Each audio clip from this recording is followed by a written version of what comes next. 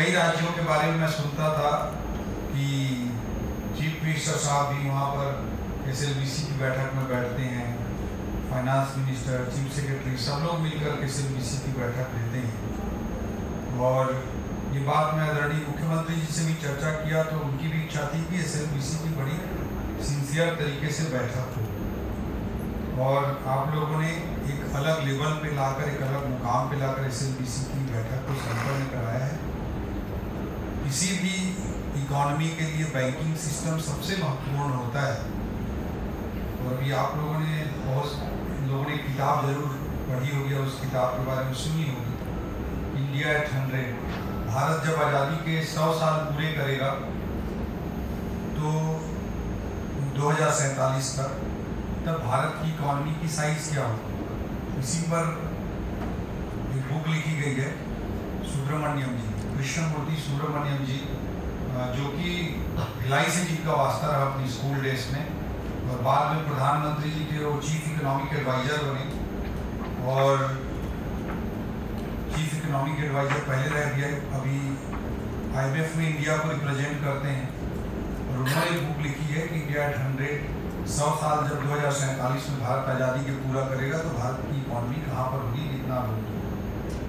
तो उन्होंने ये एस्टिमेशन आज के $3.7 ट्रिलियन की इकॉनमी से आगे बढ़ते हुए $55 ट्रिलियन इकॉनमी का पोटेंशियल माना है कि आने वाले 23 सालों में ही $3.7 ट्रिलियन की इकॉनमी बढ़कर $55 ट्रिलियन इकॉनमी, इतना बड़ा एस्टिमेशन उन्होंने किया है।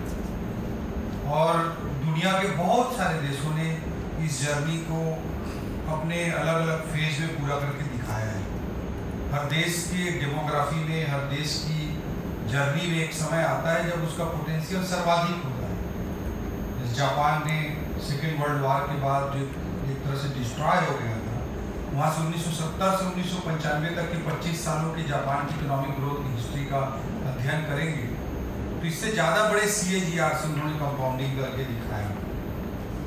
उसी तरह से चाइना का आप ले सकते हैं, साउथ कोरिया का ले सकते हैं, सिंगापुर का ले सकते हैं। ये सारी इकॉनमीज ऐसा कर चुकी है, बड़ी बड़ी कंपाउंडिंग अपने इकॉनमी का कर चुकी है। भारत का लगभग वही पीरियड है, 3.7 ट्रिलियन से $55 ट्रिलियन मात्र 23-24 सालों में पहुंचना। कोई बोले कि इकॉनमी का साइज $50 ट्रिलियन से ज़्यादा बढ़ जाए तो किसी को भी आश्चर्य होता है। But again it's power of compounding. उनका एस्टिमेशन बहुत ज़्यादा नहीं है, उनका एस्टिमेशन है कि 8% का GDP ग्रोथ अचीव करना है, 5% का इन्फ्लेशन लेकर चल रहे हैं, और 1% का रूपी डेप्रिसिएशन लेकर वो चल रहे हैं। इस बेसिस पे 8% का ग्रोथ रेट, 5% का इन्फ्लेशन 13% होता, 1% का डेप्रिसिएशन रूपी का डॉलर के कंपैरिजन में माइनस करें तो 12% होता है। अगर 12% के रेट से भी, उसी CAGR से भी हम अपनी इकॉनमी की कंपाउंडिंग कर लेते हैं तो 4 बार डबलिंग हो जाएगी। 4 बार डबलिंग का मतलब है कि हम $55 ट्रिलियन इकॉनमी पे पहुंच जाएंगे। बट इस जर्नी में सबसे बड़ा जो इम्पोर्टेंट एस्पेक्ट है बैंकिंग फिनांस का है। और पिछले न्यू इकोनॉमिक रिफॉर्म्स 1991 के बाद देश ने इतनी बड़ी छलांग लगाई है, फ्यू बिलियन डॉलर से आज हम $3.7 ट्रिलियन की इकॉनमी बने हैं। पिछले 30-35 सालों के इंडिया की इकोनॉमिक हिस्ट्री को देखते हैं तो इसमें बहुत सारे बैंकिंग सक्सेस स्टोरीज हमारे देश के सामने है। कोटक महिंद्रा में उदय जी के लीडरशिप में जिस तरह से कोटक बैंक ने इस्टेब्लिश किया अपने आप को, अभी देखता हूँ कि हर बार मैं भी जिले में कलेक्टर होता था तब भी देखता था, अब भी देख रहा हूँ कि भाई HDFC इतना गवर्नमेंट स्कीम्स में जो भी परफॉर्म करे, बट पुरी जी के नेतृत्व में, आदित्य पुरी जी के लीडरशिप में उन्होंने जो कर दिखाया इंडियन इकॉनमी में, बहुत ही रिमार्केबल ग्रोथ स्टोरी रही। NBFC में बजाज फाइनेंस की हिस्ट्री बहुत पुरानी नहीं है, आप सब जानते हैं। केवल लास्ट 15 ईयर्स में मोर देन 1000 टाइम्स का मार्केट कैप में अपना वैल्यूएशन इंक्रीज करके बजाज फाइनेंस ने दिखाया। आज 5 लाख करोड़ की कंपनी है, केवल 15 साल पहले बड़ी मुश्किल से वो 500 करोड़ की कंपनी थी। इतने बड़े बड़े फिनेंशियल सक्सेस स्टोरी पिछले कुछ डिकेड्स में क्रिएट हुए हैं और आने वाले डिकेड्स में 2-2.5 जो दशक हैं उनमें मैं मानता हूँ कि और बहुत बड़े बड़े सक्सेस स्टोरीज क्रिएट होगी। तो फिनेंशियल सक्सेस स्टोरी क्रिएट होगी तभी इकोनॉमिक्स की सक्सेस स्टोरी क्रिएट होगी, चाहे मैन्युफैक्चरिंग हो। जिस तरह से मैन्युफैक्चरिंग में भी आप देख रहे हो कोविड के बाद से इंडिया किस तरह से पैराडाइम शिफ्ट आया वो सब कुछ हुआ। और बैंकिंग पॉइंट ऑफ व्यू से इंडियन कल्चर में मुझे दिखाई देता है कि भाई 2008 से 2014 तक का जो पीरियड था बहुत ही बबल टाइप का पीरियड क्रिएट हो गया। इंडिया के लोन स्टोरी को, लोन की ग्रोथ स्टोरी को जब हम देखते हैं तो 1947 से आज़ादी के बाद से 2008 तक तो 61 सालों में 61 ईयर्स में टोटल बैंकिंग सिस्टम ने 18 लाख करोड़ का लोन दिया था। बट 2008 से 2014 तक केवल 6 सालों में 34 लाख करोड़ रुपए का लोन इंडियन बैंकिंग सिस्टम। आजादी के बाद के 61 सालों में 18 लाख करोड़ का लोन और 2008 से 2014 तक केवल 6 सालों का 34 लाख करोड़ का लोन। तो 18 लाख करोड़ का जो लोन था सीधा बढ़कर 52 लाख करोड़ के लोन तक इंडियन बैंकिंग सिस्टम में और एक बहुत बड़ा बबल क्रिएट हुआ था। और किस तरह से उसमें से हमारे आज भी बहुत सारे बैंक को रिप्रेजेंट कर रहे हैं, उनमें से कई लोगों ने उस समय के दौर को, उस समय के कल्चर को भी देखा है, परखा है, समझा है। अनफॉर्चुनेटली कहना पड़ता है कि यस बैंक जैसी स्टोरीज भी हुई जिसमें एक पेंटिंग के बदले 2 करोड़ रुपए की गिफ्ट किया गया देश की शहजादी। इस तरह का सिचुएशन भी क्रिएट हुआ देश के बैंकिंग सिस्टम। उसके बाद अभी मैं बहुत सारे इन्वेस्टर से, बहुत सारे एंटरप्रेन्योर से मिलता रहता हूँ तो सबका बैंकिंग लोन को लेकर बहुत ही नेगेटिव परसेप्शन क्रिएट हुआ। किसी को भी, किसी भी एंटरप्रेन्योर को लगता है कि मैं बैंकिंग सिस्टम में लोन ले रहा हूँ तो उसको लगता है कि मैं एक ट्रैप में फंस रहा हूँ। 2014 के बाद से जो जिस तरह का सिचुएशन क्रिएट हुआ वो मैं प्रधानमंत्री जी को धन्यवाद देना चाहूँगा कि किस तरह से बड़े रिफॉर्म्स लाकर उन्होंने पूरे देश के बैंकिंग सिस्टम को बचाने का काम किया। किस तरह से लॉस में, एक्ट्स में, सब में उन्होंने रिफॉर्म किए, इतने सारे कोड बनाए और उसको जाकर पूरे बैंकिंग सिस्टम को उस बबल से बचाने का काम किया। बाहर दुनिया को भी समझ में आया कि क्या हुआ उस बैंकिंग सिस्टम में, क्या बबल था, कैसे ठीक हुआ। नहीं तो कुछ भी हो सकता था Indian banking system, Indian economy उस सिचुएशन से बाहर निकाला। लेकिन आज एंटरप्रेन्योर का माइंडसेट बैंक के लोन से एकदम नेगेटिव हो गया और हर इन्वेस्टर को, हर एंटरप्रेन्योर को लगता है कि भाई मैं अपनी इक्विटी बेचूं और मैं अपना पैसा निकाल लूं। आप इस चीज को महसूस कर रहे होंगे। दूसरी तरफ इंडियन जो मास है, हमारी जो देश की पब्लिक है, उसको भी लगने लगा है कि भाई बैंक का जो इंटरेस्ट रेट है वो तो इन्फ्लेशन से कम है, तो अल्टीमेटली मेरा वेल्थ तो डे बाय डे डेटोरिएट हो रहा है, ईयर बाय ईयर डेटोरिएट हो रहा है। इसलिए एक अंधेर दौर के तहत बहुत सारे लोग बिना जाने समझे भी पूरी तरह से इन्वेस्टिंग की दुनिया में बहुत तेजी से भाग रहे हैं। स्पेशली कोविड के बाद से और जियो के टेलीकॉम के रिफॉर्म से कि आज हर व्यक्ति के हाथ में मोबाइल है, हर व्यक्ति के हाथ में स्मार्टफोन है और डेटा बहुत सस्ता है। हर एक आदमी की मार्केट तक, स्टॉक मार्केट तक एक्सेस है और उसके कारण हर व्यक्ति को लगता है कि मैं इन्वेस्ट कर लूँ और हर साल पैसे को डबल कर लूँ, ट्रिपल कर लूँ, इस तरह का माइंडसेट है। तो आप, मुझे लगता है कि डिपॉजिट के ट्रेंड में भी देखते होंगे कि एक बड़ा चैलेंज आप लोगों के सामने दिखाई दे रहा है। डिपॉजिट, बैंक डिपॉजिट्स में एक बड़ा चैलेंज सामने दिखाई दे रहा है कि हर कोई महसूस कर रहा है। और लोन में भी एक ट्रेंड डेवलप हो रहा है कि इक्विटी बेच लो और चुपचाप पैसे ले लो, बैंक के पास हो जाएगा, आदमी क्यों ट्रैप है। तो इंडियन इकोनॉमी का एक अलग ही फेज चल रहा है। इस फेज के चैलेंज को, बैंकिंग सिस्टम को एक अलग तरीके से मुझे लगता है कि निपटने की ज़रूरत है। एक अलग चैलेंजेस को एक्सेप्ट करके आगे बढ़ने की ज़रूरत है। और किसी भी एंटरप्रेन्योर के लिए सबसे सस्ता जो कैपिटल होता है वो डेट का ही कैपिटल होता है। इक्विटी बेच के कोई भी सस्ता पैसा रेज नहीं कर सकता, तो अल्टीमेटली फिर उसको बैंक के या किसी भी अदर फॉर्म के डेट की ओर आना पड़ेगा।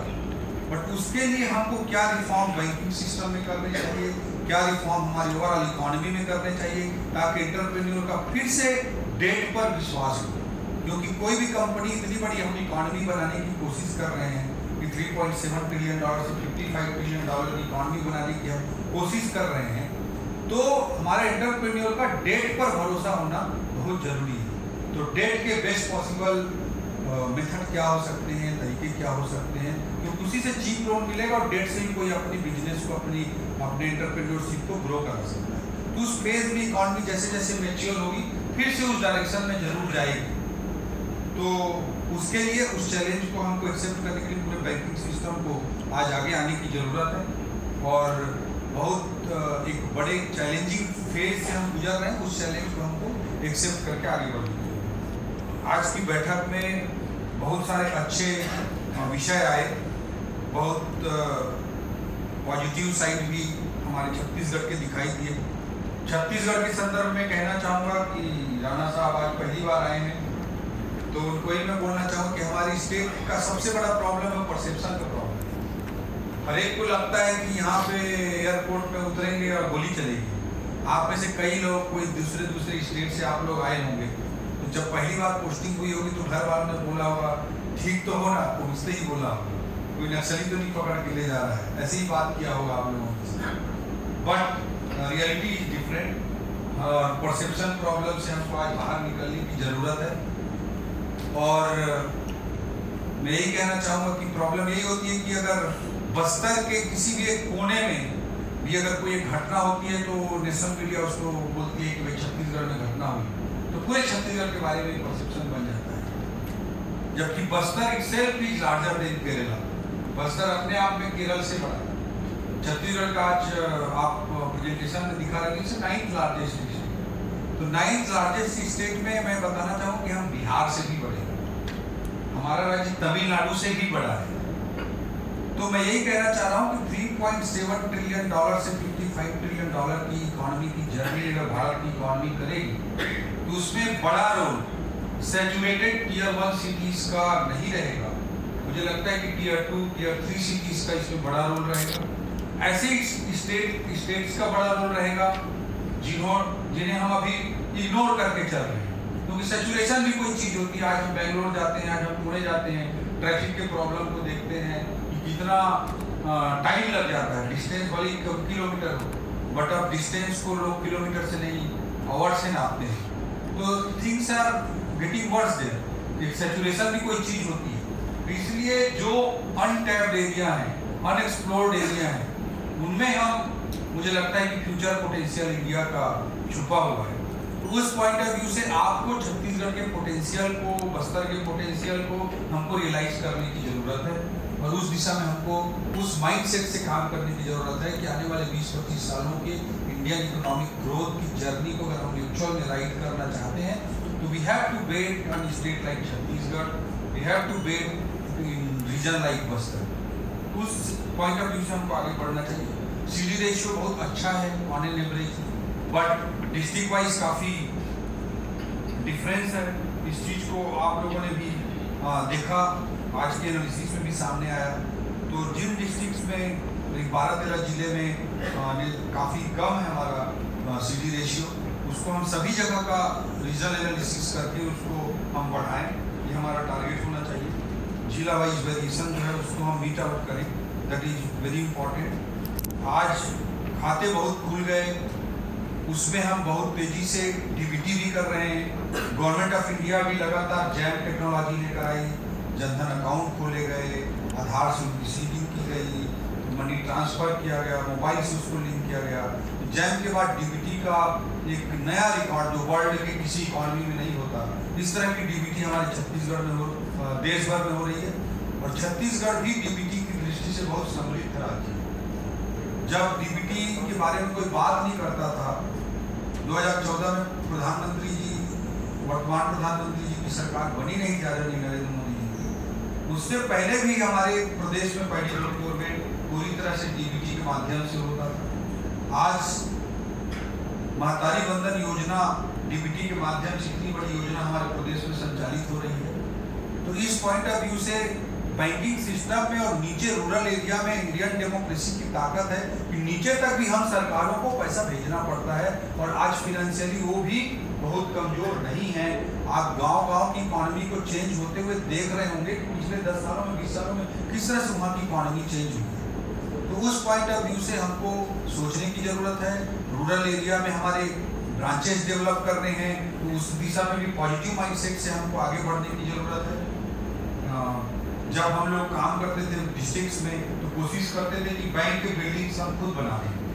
तो जैसे आप बस्तर में जाएंगे, बस्तर में आपको ऐसे पॉजिटिव कलेक्टर आज भी मिलेंगे जो आप बोलो कि बैंक का ब्रांच खोलना है, हमको इस स्टैंडर्ड का बिल्डिंग चाहिए, तो रायपुर से अच्छा बैंक ब्रांच सरकारी बिल्डिंग बना के कलेक्टर साहब को देने के लिए तैयार बैठे। We have lot of funds for that, district mineral fund है या अलग फंड्स हैं जिससे हम बैंक बिल्डिंग बना सकते हैं, और आपको रायपुर से भी अच्छे ब्रांच वहाँ पर मिल सकते हैं।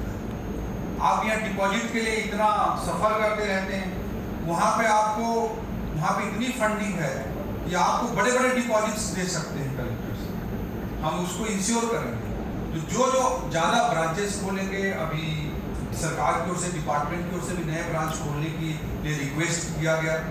तो जो बैंक नया ब्रांच खोलेगा, इसे मैं आज इस मंच के माध्यम से भी कहना चाहता हूँ, हमारे सभी एसीएस साहब हैं, सेक्रेटरीज, सारे सेक्रेटरीज हैं, फिनांस सेक्रेटरी हैं, कि जो नया बैंक ब्रांच खोलता है जहां हम चाहते हैं उस रीजन में, तो उसको एडिशनल डिपॉजिट इंश्योर करें, हमारी सरकार की जिम्मेदारी है। कि कोई अगर साउथ बस्तर में खोलता है, दंतेवाड़ा में, बीजापुर में, सुकमा में, तो उसको हम प्रमोट करें और उसको एडिशनल डिपॉजिट देना इंश्योर करें। ये हमारा कमिटमेंट है आप सब लोगों को, सारे बैंकर साथियों को, ये हमारा कमिटमेंट है कि डिपॉजिट हम उस दृष्टिकोण से बढ़ाएंगे। प्राइवेट बैंक्स की बहुत बड़ी सक्सेस स्टोरी पिछले कुछ डिकेड्स में इंडियन इकोनॉमी में क्रिएट हुई, बट यहाँ पे परफॉर्मेंस देखकर बहुत खराब लगता है कि जब आप इतना सारा कुछ अच्छा कर रहे हैं, इतनी तेजी से ग्रो कर रहे हैं, तो जो आरबीआई के नॉर्म्स हैं, जो देश के इंक्लूसिव ग्रोथ के लिए जो जरूरी है, उस सारे फैक्टर्स को, चाहे प्रायोरिटी सेक्टर लेंडिंग हो,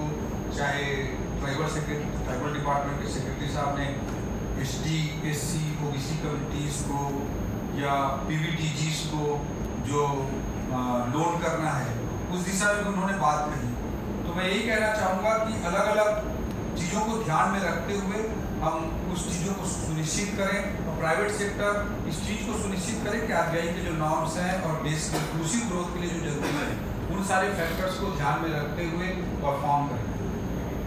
कोई सारा मैडम ने कहा कि पोर्टल तक एक्सेस, तो मैं ये कहना चाहूँगा बैंकर्स को कि सेक्रेटरी लेवल से नीचे मैं नहीं बोल रहा हूँ, सेक्रेटरी लेवल तक एक्सेस दें, जो रिलेवेंट डिपार्टमेंट है उस डिपार्टमेंट के सेक्रेटरी को एक्सेस दें, और जो भी हम एनालिसिस करते हैं मैक्सिमम में हमारा बहुत ही सतही टाइप का एनालिसिस रहता है कि ओवरऑल सीडी रेशियो देख लिए, ओवरऑल प्रायोरिटी सेक्टर लैंडिंग देख लिए, या ओवरऑल केसीसी देख लिए, बट उसके अंदर जो इंडिकेटर्स को डीप डाउन होकर के देखने की जरूरत है। उस डिपार्टमेंट उस माइंड सेट के साथ हम डिपार्टमेंट के साथ मिलकर के डैशबोर्ड डेवलप कर सकते हैं। जैसे केसीसी में मैडम ने बताया कि भाई वो रबी फसल की ओर जाता ही नहीं, खरीफ पे रह जाता है, पैडी तक सीमित होकर रह जाता है, doesn't go to fishery, doesn't go to horticulture, doesn't go to rabi crops. तो इसके हमको इन सब चीज़ों को थोड़ा डीप डाउन जा करके करें, तभी हम अपने बैंकिंग सिस्टम के माध्यम से इकोनॉमी को रियल तरीके से इन्फ्लुएंस कर पाएंगे। ये सबसे अच्छा रहेगा। और जो ब्रिक एंड मॉर्टर जो बैंक ब्रांच होता है, जो फिजिकली हम बैंक ब्रांच इस्टेब्लिश करते हैं, उसी से क्रेडिट का एक सिस्टम बना पाता है। बैंकिंग करेस्पॉन्डेंट के माध्यम से करना एक लिमिटेशंस भी बहुत सारी रहती हैं, और वैसे भी पैसे कौड़ी के लेन देन में आदमी को उतना भरोसा क्रिएट नहीं हो पाता है जब तक वो सामने बैंक ब्रांच देखता है, तो अलग क्रेडिट कल्चर डेवलप होता है। तो आप इसमें बैंक ब्रांच ज़्यादा से ज़्यादा खोलना है, इस माइंडसेट के साथ आप काम करें।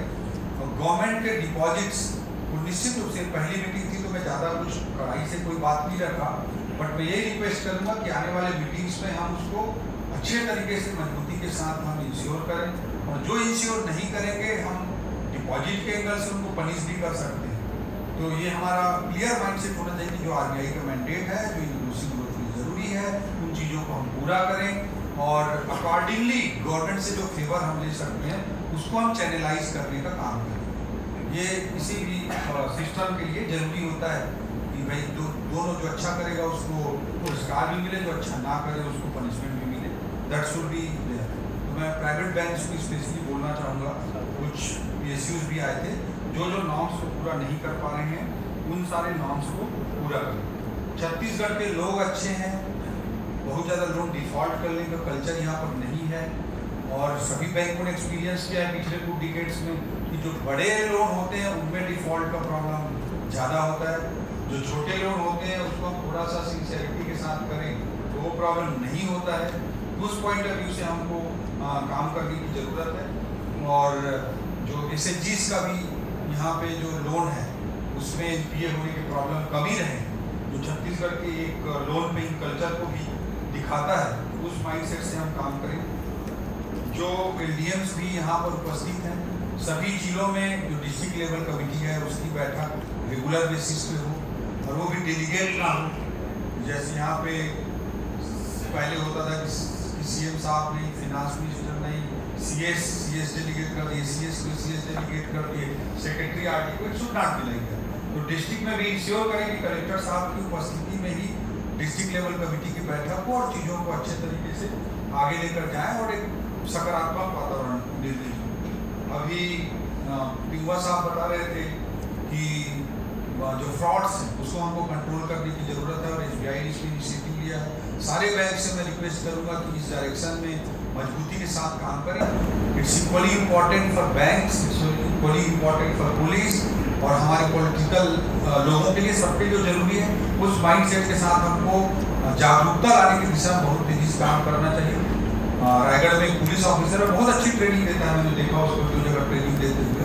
तो उस तरह के हमको मास्टर ट्रेनर्स क्रिएट करके एक कंटिन्यूअस बेसिस पर इसको आगे बढ़ाने की ज़रूरत है। जो नक्सल अफेक्टेड एरिया है, अंदरूनी क्षेत्र हैं, वहाँ पर CRPF वगैरह जाकर रहते हैं, और बहुत तेज़ी से उनमें इम्प्रूवमेंट हो रहा है, उस रीजन में इम्प्रूवमेंट हो रहा है। तो इसलिए मैं रिक्वेस्ट करूँगा कि आप गवर्नमेंट सपोर्ट के साथ, कलेक्टर्स के सपोर्ट के साथ उस एरिया में भी बैंक ब्रांचेस खोलें। CRPF के आपको क्लाइंट सीधे मिल जाएंगे, और जितनी स्कीम्स है उसको हम चैनलाइज करेंगे, और हम कमिट करते हैं कि आपको एक्स्ट्रा डिपॉजिट भी इंश्योर करेंगे। ये हमारा पूरा फोकस रहेगा। प्राइवेट बैंक्स उनको, और जो PSUs के भी नहीं होंगे, दोनों को मैं कहना चाहूँगा कि आप लोगों में से बहुत सारे लोगों के जो हेडक्वार्टर्स हैं, रीजनल हेडक्वार्टर्स हैं, वो दूसरे जगहों पर हैं। किसी का भोपाल में, किसी का हैदराबाद में, किसी का भुवनेश्वर में। तो मैं आप लोगों को रिक्वेस्ट करना चाहूँगा कि आप घूम लीजिए छत्तीसगढ़, घूम लीजिए रायपुर। कोई ऐसी जगह नहीं है जहाँ पे आप अपना एक बड़ा हेडक्वार्टर नहीं खोल सकते। इट्स बहुत ही इंपॉर्टेंट जगह है, और आपके बिजनेस के पॉइंट ऑफ व्यू से भी जरूरी है। इस डायरेक्शन में मैं बैंक ऑफ बड़ौदा को विशेष रूप से धन्यवाद दूंगा कि हमारी सरकार बनने के बाद उन्होंने अपना रीजनल ऑफिस छत्तीसगढ़ में स्थापित किया है। बैंक ऑफ बड़ौदा को मैं बहुत बहुत धन्यवाद दूंगा, और सारे बैंक्स को मैं कहना चाहूँगा कि रायपुर का एक नवा रायपुर डेवलप हो रहा है। राणा साहब आपके पास टाइम हो, और शर्मा साहब आपके पास टाइम हो, तो सेक्शन शुरू हो गया, कंस्ट्रक्शन शुरू हो जाएगा बहुत जल्दी। Thank you, thanks to you also. मैं तो दूसरा बात बोलना चाह रहा था कि आप नवा रायपुर को जरूर विजिट करें, तो इस प्रदेश के इस कैपिटल सिटी के पोटेंशियल को रियलाइज कर पाएंगे। इंडिया का सबसे बड़ा ग्रीनफील्ड सिटी हमारा यहाँ पे डेवलप हो रहा है। वी हैव अभी आज की तारीख में 20,000 एकड़ का हमारे पास लैंड बैंक है। इतना बड़ा लैंड बैंक किसी के पास नहीं है, देश की किसी राजधानी के पास नहीं। और जिस तरह से टियर 1 सिटी सेचुरेट हो रहे हैं, तो इसका बहुत बड़ा पोटेंशियल हमारे पास है। तो इसको आप जरूर विजिट करें। मैं ये अलग से रिक्वेस्ट करना चाहता हूँ, आपने जो समय दे सकते हैं जरूर आप नवा रायपुर को देखें, समझें, और सब यहाँ पे हेडक्वार्टर शिफ्ट करें, मेरा रिक्वेस्ट है। एक CSR के पॉइंट ऑफ व्यू से मैं आप लोगों को बोलना चाहूँगा कि CSR के पॉइंट ऑफ व्यू से हमारे पास बहुत सारी गवर्नमेंट स्कीम्स रहती हैं, तो हम जाके 4 तालाब खोल दिए कि 4 बोरिंग लगा दिए, ये सब स्टेज ऑफ मनी। क्योंकि जिस चीज़ का रूटीन गवर्नमेंट में, रूटीन स्कीम में पैसा अवेलेबल, उसमें हमारे CSR को मिसयूज ना करें। मैं आप सब लोगों से रिक्वेस्ट करूँगा। अब ये बच्ची है भिलाई की आकर्षी कश्यप, वो पूरे वर्ल्ड बैडमिंटन रैंकिंग में 31 रैंक के आसपास वर्ल्ड रैंकिंग, और PV सिंधु को अभी मैच हारा, ठीक है। उसको मेरे पता चला कि उसको फंड के लिए, उसको स्पॉन्सर के लिए परेशान होना पड़ता है। तो उसको मैंने पूछा कि भाई तुम्हारी साल की रिक्वायरमेंट कितनी है, तो हार्डली 20 लाख के आसपास है। तो 20 लाख के इस तरह के मैं रजत जी को भी धन्यवाद देना चाहूँगा, उन्होंने NTPC इनिशिएट करके उसको 1 साल की स्पॉन्सरशिप दी है, हमारी इंडस्ट्री सेक्रेटरी साहब। तो इस तरह के चीज़ों को आप पिक करें, जो गैप मैं वो बोलना चाहता हूँ, जो रूटीन चीज़ें हैं उस पर अपना CSR का अमाउंट वेस्ट करने के बजाय जो गैप क्रिएट हो रहा है, जिसको और कहीं से हम फंडिंग नहीं कर पाते हैं, वैसी चीज़ों पर आप फोकस करें और ग्रोइंग इकोनॉमी के हिसाब से फ्यूचरिस्टिक चीज़ों पे आप अपना पैसा इन्वेस्ट करें। CSR का उपयोग हमको गैप फंडिंग के लिए करना चाहिए। स्पोर्ट्स कल्चर हो, कोई अच्छा एंटरप्रेन्योर हो। अभी मेरे पास एक बच्चा आया था कल, जो USA में पढ़ाई कर रहा है बहुत अच्छे तरीके से, उसकी स्कॉलरशिप भी मिल गई, बट उसके बाद भी स्कॉलरशिप मिलने के बाद भी कुछ गैप रहता है, जिसको पेरेंट्स फुलफिल नहीं कर पाते। कोई हार्वर्ड में सेलेक्ट हो गया, कोई कहीं सेलेक्ट हो गया। उस तरह के लोगों को हमको सपोर्ट करना चाहिए और उसमें CSR का बेटर यूटिलाइजेशन करना चाहिए, जो दूसरी चीज़ों में नहीं हो पाती। इसका मैं एक स्पेशल रिक्वेस्ट करना चाहूँगा, जिस भी बैंक को अपना हेडक्वार्टर या रीजनल हेडक्वार्टर या कुछ भी खोलना हो, तो नया रायपुर में आप आइए, हम तत्काल आपको लैंड देंगे। Best possible well plan city, best possible land, one of the cheapest land. हमारे यहाँ पे आवास पर्यावरण के सेक्रेटरी अंकित जी भी हैं, उनके पास आप मिलिए, हम तत्काल आपको रीजनल ऑफिस खोलने के लिए बेस्ट पॉसिबल लैंड आपको अवेलेबल कराएंगे। जो मैं विशेष रूप से जिक्र करना चाहूँगा RRB की स्कीम का, जो हमारे रूरल बैंक है, रीजनल ग्रामीण बैंक है, उसने हमारे महतारी बंधन योजना के आधार पर एक स्कीम निकाली, महतारी शक्ति ऋण योजना। महतारी शक्ति ऋण योजना, उसमें वो बिना कोई कागज के सिंगल पेज का फॉर्म भरा के महतारी बंधन योजना, जिसमें हम प्रतिमाह 1000 रुपए देते हैं छत्तीसगढ़ की बहनों को, उस योजना से लिंक करते हुए 25,000 रुपए का लोन आप एनी टाइम ले सकते हैं। और 25,000 का लोन ले लेते हैं और उसी स्कीम से लिंक कर दिया जाता है, और उसमें हम उस 1,000 रुपए जो पेमेंट है हमारी स्कीम का, उससे पर मंथ को कटता चला जाता है 9% के ब्याज से। इस तरह के आप इनोवेटिव स्कीम्स प्लान कर सकते हैं, जिसमें गवर्नमेंट का बड़ा पैसा DBT के माध्यम से लोगों को नीचे जा रहा है, उस पर हमारा फोकस होना चाहिए। तो उस पॉइंट ऑफ व्यू से आप चीज़ों को एक इनोवेटिव वे में लेकर चल सकते हैं, और ग्रोइंग इकोनॉमी के हिसाब से विशेष रूप से सपोर्ट करें। जो फर्स्ट जनरेशन के जो एंटरप्रेन्योर्स हैं, उनको आप विशेष रूप से सपोर्ट करें, एक मैं रिक्वेस्ट करना चाहूँगा। और जो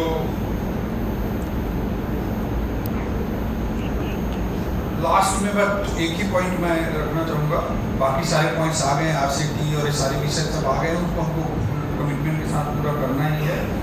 पेंशन योजनाएं हैं, उनमें हमको क्लेम को ज़्यादा विशेष रूप से ध्यान देना है। गवर्नमेंट की स्कीम्स हैं, उसमें सैंक्शन के बजाय डिसबर्समेंट पे हमको ज़्यादा फोकस करना है। ये सब चीज़ें हमको करना है। लास्ट में मैं यही कहना चाहूँगा कि अमृतकाल छत्तीसगढ़ विजन, हमने भी जो प्रधानमंत्री जी की का जो विजन है कि 2047 तक भारत को विकसित राष्ट्र कैसे बनाएं, उसी को मैप करते हुए अमृतकाल छत्तीसगढ़ विजन @2047 2047 तक छत्तीसगढ़ को विकसित छत्तीसगढ़ हम कैसे बनाएं, इसके लिए एक विजन डॉक्यूमेंट तैयार करके long term targets, mid term targets, short term targets के साथ हम काम कर रहे हैं। इस बड़े मिशन का आप भी हिस्सा बने और छत्तीसगढ़ के पोटेंशियल को रियलाइज करें।